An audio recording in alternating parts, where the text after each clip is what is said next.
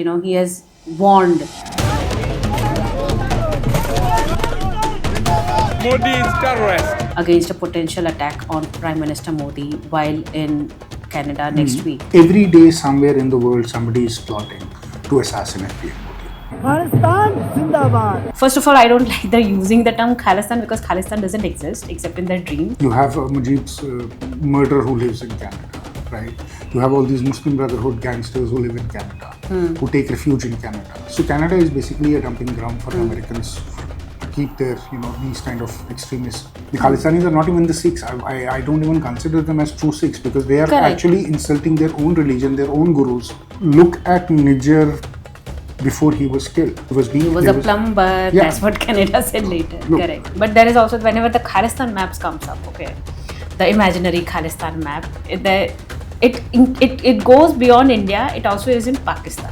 This whole movement is basically nothing but money, sex, drugs. Because with human trafficking comes sex, drugs, and money. Even the opposition parties in Canada are upset with PM Modi being invited. And Trudeau only survived in Canada because Joe Biden was surviving in America. Hello and welcome to this episode of the Pamphlet War Room. मैं हूँ निर्वा मेहता और हमारे साथ है राजा Munib. Hello, Nirwa. Hello, welcome How are back. you? Thank you. So कल है G7 summit happening in Alberta, Canada, where Prime Minister Modi has been invited by the Canadian Prime Minister, and that has obviously created a lot of excitement, and also a lot of protest. The so-called Khalistan movement, though those protesters have been taking out rallies on the roads, threatening to disrupt the summit, and also taking a target on PM Modi. What do you have to say on that? Not the first thing it is happening, not the first time the Khalistanis are planning something like that. And not the first major global event anywhere happening where the Khalistanis have not tried to do this. If you remember last time in London, they tried to do the same thing, right? So the Khalistanis have always been looking at disrupting anything where, our presence is, where their presence is, whether it is UK, whether it is US, whether it is Canada, whether it is Australia. But the thing is, with other countries, they have tried to curb them. In Australia, we saw a curb on Khalistanis, but there was a time when, they were really going rampant there as well. Same in US also. They don't have much of a voice, but London has always been a worry. The last time our High Commissioner to London was also fight by Right. them, right? So that incident also happened. And nothing much happened in terms of investigation into that issue. So I don't see what is different this time when it comes to the Khalistanis. They're being despicable as they have always been.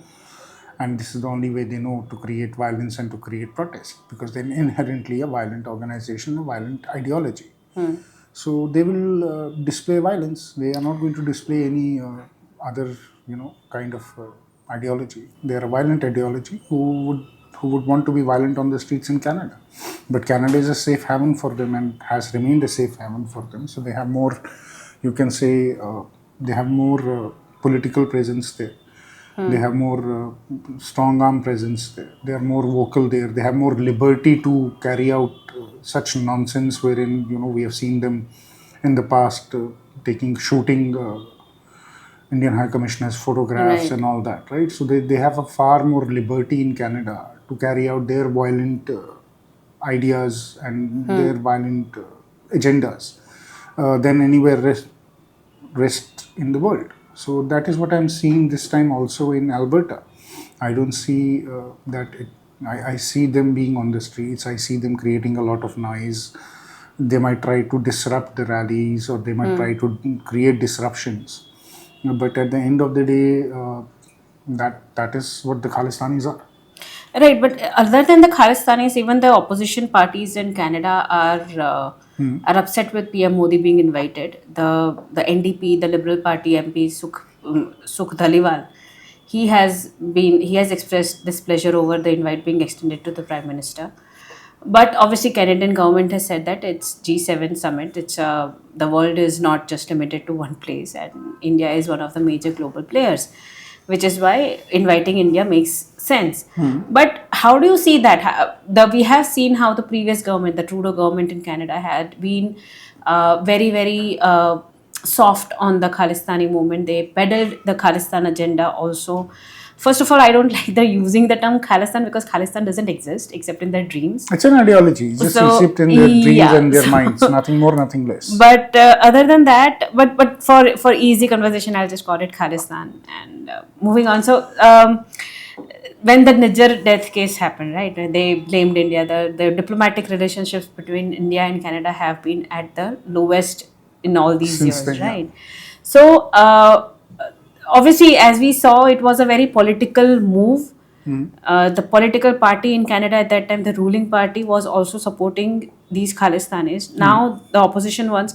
So how do you see the current political situation in Canada with regard to the Khalistan movement currently, with and in G7 with the in focus? See, the problem is if you look at these politicians like Dhaliwal and all that, they are basically looking at pandering and trying to suck up to, sorry to use that word, to all the Sikh community voters out there. ठीक है, इनकी politics जो उसी पे चलती है, the Indian community and the Sikh community, they are trying to work onto them. They are looking at getting that pie, like Jagmeet was there, Jagmeet Singh is there, right? His whole politics is all about being anti-India and all about, basically fostering the Khalistan, quote unquote, wet dream ideology, Right. what they have, right? Which doesn't exist in nature. So I don't see why it will be different this time also. They would be protesting that. But then the question is, the larger question which the Canadians need to ask these political parties is, whose interest are they serving? Because by creating such kind of, non-existing issues, and non-existent because, Khalistan doesn't exist, but pandering to violent extremist organizations. And these are not extremist organizations only in terms of hatred towards India. They are involved into every kind of crime which is happening in US, Canada, and in Western world. They are into drug trafficking big time, right? So they are basically criminal enterprises. They are not even extremist organizations. They are criminal mafia enterprises which are operating and making money based on an ideology which suits them politically. That's how I see the whole Khalistani movement in Canada. Now, Trudeau time, absolutely, we saw what Trudeau was trying to do. Trudeau's whole politics was based on staying in power.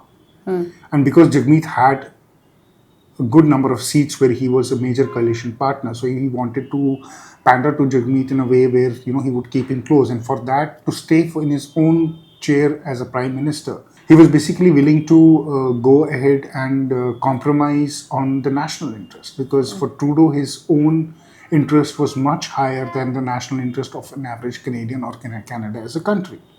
Otherwise, had Trudeau been somebody who truly had been a leader of Canada, or had been of that mass appeal, he would have put Canada first. He would not have put himself first. But Trudeau was all about himself.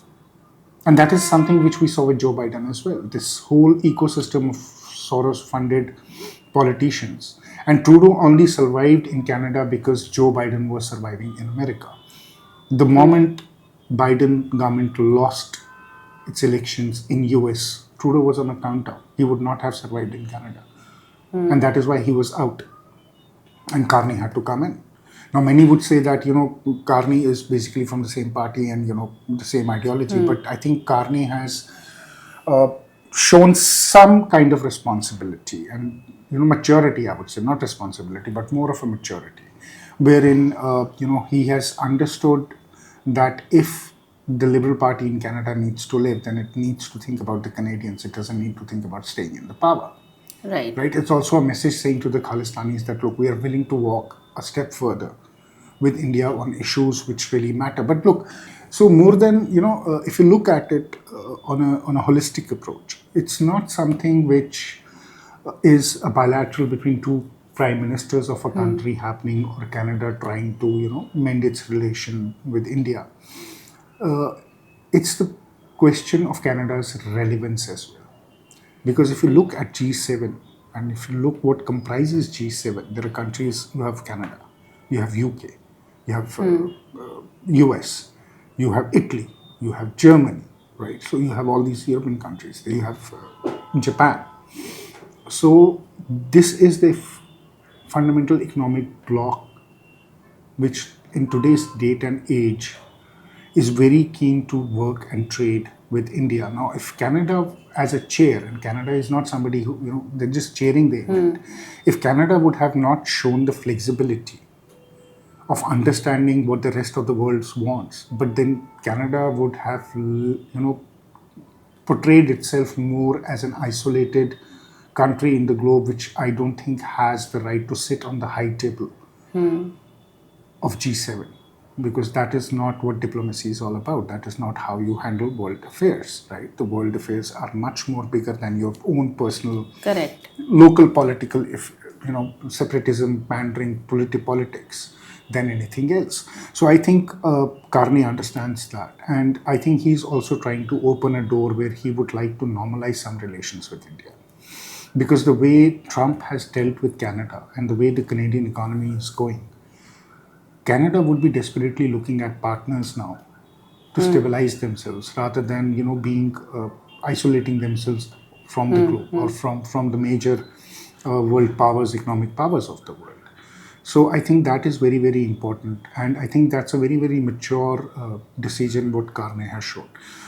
Had it been Trudeau, I would not be very sure what would have happened. But then with Trudeau, Canada would have gone down the drain much faster, much quicker, right? And we don't know if the rest of the world would have taken Canada seriously. So I think more than the issue of separatism, which really is just like a local political issue for them, I think it was time for Canada to redeem some of its prestige on that global table, high table, and come across as a nation which is mature.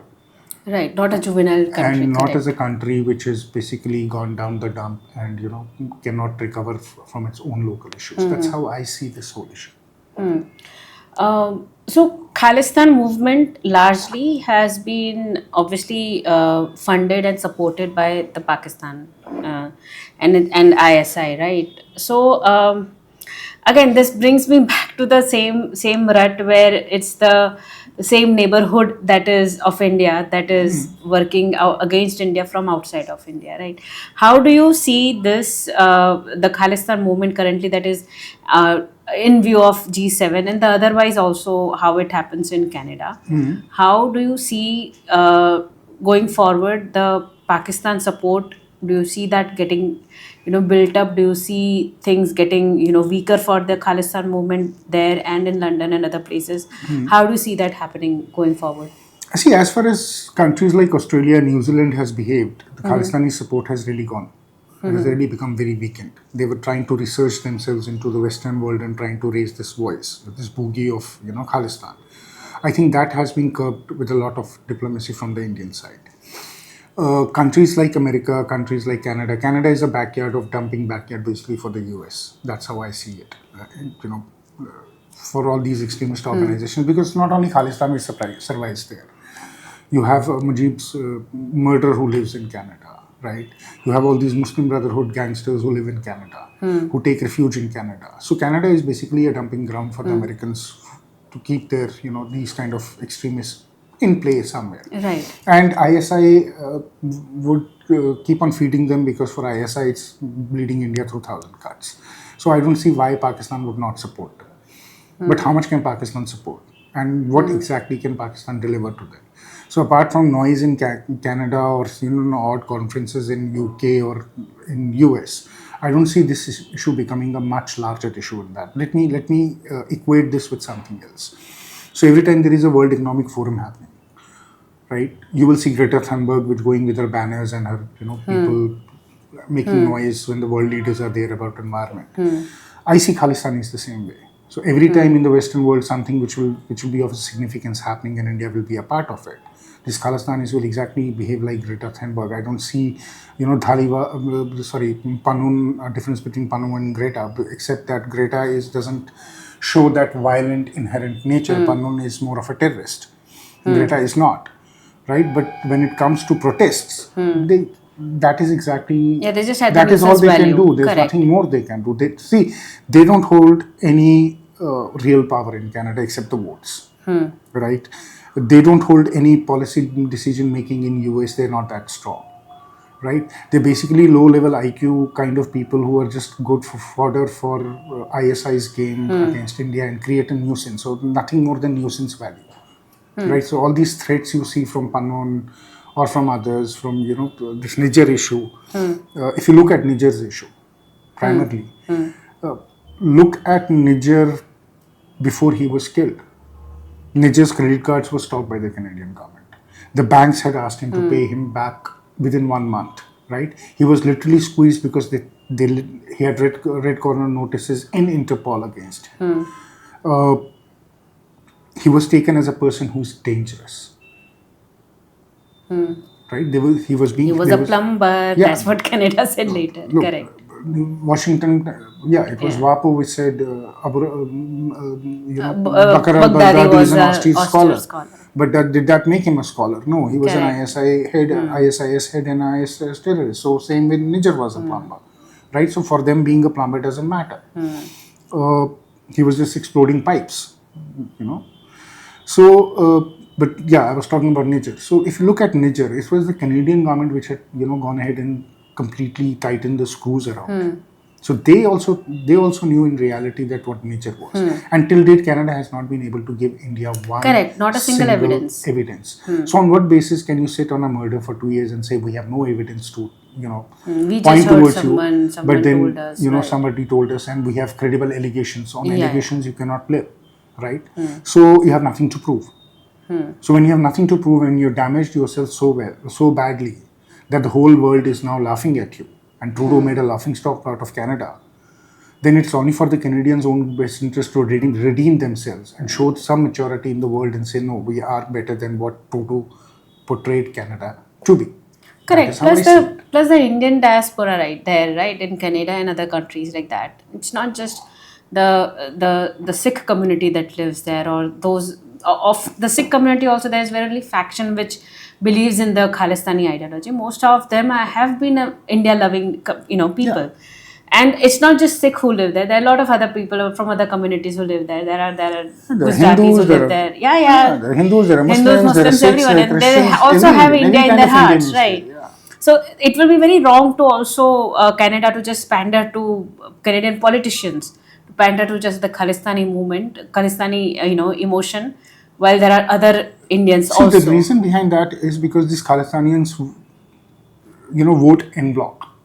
So they're all in a single large Correct. chunk of bloc. Correct. The others are scattered. Either the other the rest of the diaspora really needs to get together and form one solid bloc, countering these Khalistanis, and then you will have fun in Canada in elections because it will be either the Khalistanis or one complete bloc. But as long as the others are basically scattered, then this bloc becomes important because this is a whole chunk of votes. Right. So it's classic politics on the ground, electoral politics, nothing more than that. Okay, so there's this journalist, Canadian investigative journalist, Mocha Bezirgan. Yeah. So he has said he has obviously tracking Khalistan extremism since many years now, and he said that he has warned against a potential attack on Prime Minister Modi while in Canada next week.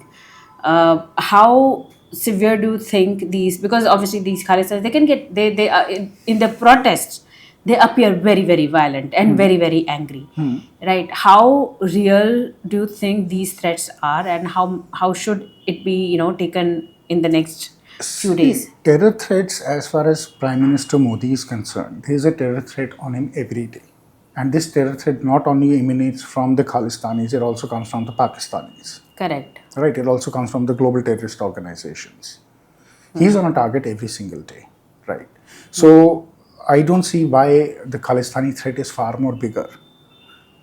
And more than that, the security of each and every head of the state is a responsibility of the Canadian government. It's a prestige issue, right?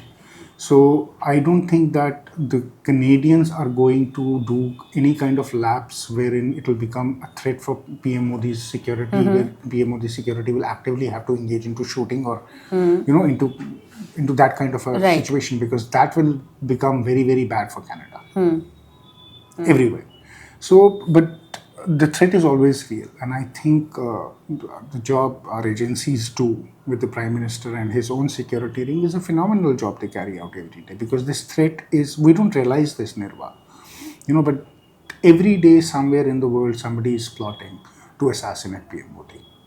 Every day somebody is thinking of making an attempt on how we can do it. Right? It's an everyday job of every terror organization which is operating out of Pakistan, thinking how to eliminate PM Modi. And that's been going on since over 20 years Yes, now. and that has been going on for a very, very long time, right? So it's a job I think our security agencies are very well equipped to handle and to tackle. And I think in Canada also, it's the responsibility of the Canadian government. And I don't think the Canadian government is going to be slack in that way. As I said, it will be, these Khalistanis will be on the ground holding their swords or whatever, trying to be threatening. But will the Canadians let Khalistanis get to a level where they will be brandishing their swords on the streets? If that happens, that doesn't augur well for the Canadians, not for the Indians, because the security doesn't work that way. It has many layers to it. Right. Okay. So how we discussed how both the prime ministers, Carney and Trudeau, they have dealt with, or are at least trying to deal with the Khalistan extremism on their soil. But I want to know, what do you think? It's not a new issue there, right? Khalistan movement has been there since the time Trudeau's father was the prime minister. Yeah, Air Kanishka bombing, if you remember. Yeah, Kanishka. That's where they found the haven, right? Yeah. So, what do you think is the vote bank the only motivating factor for them to pander to the terrorism and the extremism for so many years? Is that the only reason? No. What do you think is It's the money which the terrorists bring in. Right. Because with the voting comes the terror economy. As I said, look at the drugs, the mafia, the human trafficking, these all people are involved. And look at the millions of dollars which are peddled through Canada. Nobody looks at the economic aspect of terrorism in any country. We always say that Pakistan needs to be blacklisted for or grey-listed for FATF. But if you look at the money which changes hand in Canada between these organizations which are operating out of Canada, it is humongous. But nobody talks about it. So it's not only the vote bank which is it, it's the money which also comes into Canada and gets pumped into the Canadian economy, which nobody talks about. I think that is an issue which really needs to be looked into as well. Interesting. How do you see the relationship between India and Canada? This is the first big meetup between the head of two nations that will happen in since Trudeau's leaving the government. How do you see the relationship evolve going forward with regard to the Khalistanis, and how the new government will tackle the extremism? Look, I would keep my fingers crossed. When it comes to Khalistan, I don't think any significant change is going to happen. It's not that the Canadians are going to give in to the Indian demands and take action against the Khalistanis in Canada. So this Khalistan boogie will be raised in Canada. It will keep on going with India as well. So on that front, I'm not very optimistic that something is going to change, right? At least not immediately. It is. I don't see it changing. Okay. Right? I don't see it changing immediately at all. All right. Because Canada has shown no intent of curbing down these extremist groups in Canada itself. And unless and until you don't see Canadian government getting serious about it, it's impossible to expect that they're going to have better relations to the Khalistani issue, or they're going to support India on the Khalistani issue in Canada. But what I am keeping my fingers more crossed upon is that, keeping the Khalistani issue on the side, will the Canadians be interested now to open a bit of a door of diplomacy with India and try to see where we have the common working interest? For example, let me say, right now the trade between India and Canada, I think, is not more than $3 to $5 billion, right? But this trade has a potential to go up to $20 billion, $15 to $20 billion, in my own estimates, humble estimates. So will the Canadians be interested in exploring that kind of a deal with India? Will they? Because at one point of time we were speaking about the FTA, the one we have done with UK, we were talking about with Canada as well. But Trudeau threw it out the window, right? It didn't happen. So will the Canadians be interested in reviving that sort of a deal? For that, how much concession are they willing to give us on the Khalistani issue as well? So I think it's a very tight rope which the Indian and the Canadian relationship will walk from here. But I think it's certainly by extending the invite to the Indian Prime Minister. I think it's something Carney has basically let the door a bit open, saying that let's see where it goes next. But let's see what happens in G7. I would not like to make any predictions onto how things are going to go on G7. Would rather wait for it to happen. Let's see. What happens there. Correct. Okay, I have one last question. It may appear very flippant and Please go ahead and ask. It's just amusing to me because whenever this demand for Khalistan comes up, okay, on social media you see a lot of these maps come up. Okay, there is one point there was this Bangladesh had carried all the way till Jharkhand and Bihar, and entire was Greater Bangladesh. Then there is this Pakistan, and there's this random some small state which is left for India. Okay, that's one thing. But there is also whenever the Khalistan maps comes up, okay, the imaginary Khalistan map, it goes beyond India. It also is in Pakistan. But whenever there is whenever the Khalistanis are demanding Khalistan chahiye, Khalistan zindabad, Khalsa karega, whatever their slogans are, why do they only hate on India? Why do they not demand their pound of flesh from Pakistan? See, ideally, if you want Khalistan, you should have this movement in Lahore. That is what common sense says. That is what history tells you. Correct. Right? So that is what facts tell. But then when they talk about Khalistan only as an issue in India, you know that this is perpetrated, supported, the idea is coming from somewhere else. And this is the Pakistanis who are doing it. Okay. So for Pakistan, the whole idea of Khalistan is in Punjab. And Indian Punjab. They would not like it to be touched in the Pakistani Punjab. Correct. They don't see the Pakistani part being a part of Khalistan or the Sikhs. On the contrary, look at the way they treat Sikhs in Pakistan. Right? So it's completely politically motivated, terrorism-backed insurgency, which they unleashed on India just to keep India busy and divide India into different parts. It's the 1,000-cut policy which Pakistan is pursuing. Because it is the unfortunate. problem is who is buying it on the ground, right? Now there is a lot of finger which is raised on SPGC, and if you see their line of thinking, it's also very separatism kind of a line. This whole movement is basically nothing but money, sex, drugs. Because with human trafficking comes sex, drugs, and money. Nothing more and nothing that. They also know the reality that on ground nothing of this exists. But then if it's making their life comfortable, they're earning for their children, they're earning for themselves. They're making the most out of it. So damn be it. But see, this is where I find it very conflicting, the whole Khalistan movement also, because on one hand you are wanting a chunk of land from India. On the other hand, there's also part of Pakistan which falls under the so-called Khalistan, but you have not said a word against the persecution of Sikhs in Pakistan. But why would you say that? Because that's where they are supporting. It's a religious based. See, the point is you have to understand who are these people. They are all disgruntled people who will not even be employed as jokers in Punjab. They have been bought over by Pakistanis.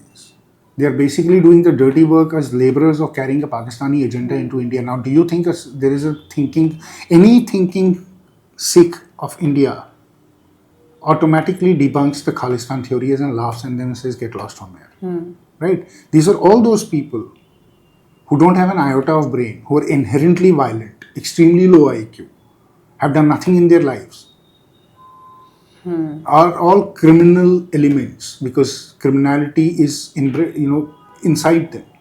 They're into drugs, they're into human trafficking, they're into violence, they're into all kind of, what a normal human being is not supposed to do. So where do you expect them to think rationally? The rational mind is not going to be there. So they're just mere tools in the hand of Pakistan's ISI to carry out a Pakistani ISI agenda. That is why they don't speak about Lahore, right? But if you talk to a normal Indian Sikh, he will say, "Yaar, Lahore is where it should be." But they don't want that. They are very happy with India, right? So you have to make a distinction between the Sikhs of Punjab and the Khalistanis. The Khalistanis are not even the Sikhs. I don't even consider them as true Sikhs because they are actually insulting their own religion, their own gurus. Their whatever Sikhism stands for, their antithesis to them. So these Khalistanis have just by wearing turbans, you don't become Sikhs. Correct. And that is what these Khalistanis are. They're inherently very low-bred, violent people who won't fit in a normal society. They have no space to fit in a normal society. They won't survive here. Nobody knows them. That's how it is. Right. On that note, I think we shall talk about on the Khalistan movement again once this is over. The I think G7 once summit. the G7 happens, we'll then analyze what happened We'll there come and back to we'll this come back topic to and see how things have gone. Yeah. And on that note, thank you so much for joining us today. Thank you, Nirwa. Thank Always you. a pleasure.